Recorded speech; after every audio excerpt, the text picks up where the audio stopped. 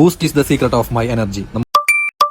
നമ്മൾ ഈ പരസ്യം കണ്ടായിരിക്കും നമ്മൾ ചെറുപ്പത്തിലൊക്കെ നമ്മൾ വളർന്നേണതും. ഇപ്പോഴും ബൂസ്റ്റിന്റെ മെയിൻ പരസ്യത്തിന്റെ ടാഗ്ലൈൻ അത് തന്നെയാണെന്ന് എന്റെ ഓർമ്മ. സച്ചിനും അഗാർക്കറും അങ്ങനെ എത്രയോ പേരാണ് ബൂസ്റ്റിനെ പ്രൊമോട്ട് ചെയ്ത് ഇന്ത്യയിൽ വന്നിട്ടുള്ളത്.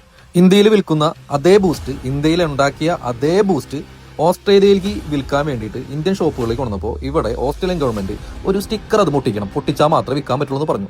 ആ സ്റ്റിക്കറാണ് നിങ്ങളിപ്പോൾ കണ്ടുകൊണ്ടിരിക്കുന്നത്. അതെ, അതൊരു വാർണിംഗ് സ്റ്റിക്കറാണ്.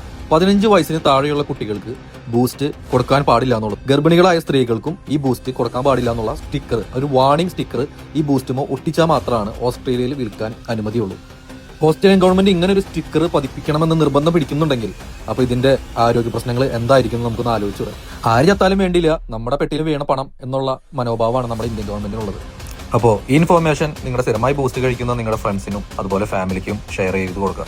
ഓസ്ട്രേലിയൻ ഗവൺമെന്റ് ഇങ്ങനെ ഒരു വാണിംഗ് ലെറ്റർ ഒട്ടിച്ച ശേഷം മാത്രമേ വിൽക്കാൻ പാടുള്ളൂ എന്ന് പറയുന്നുണ്ടെങ്കിൽ അതിന് വ്യക്തമായ ഒരു കാരണം എന്തായാലും ഇതിന് പിന്നിലുണ്ടാവും.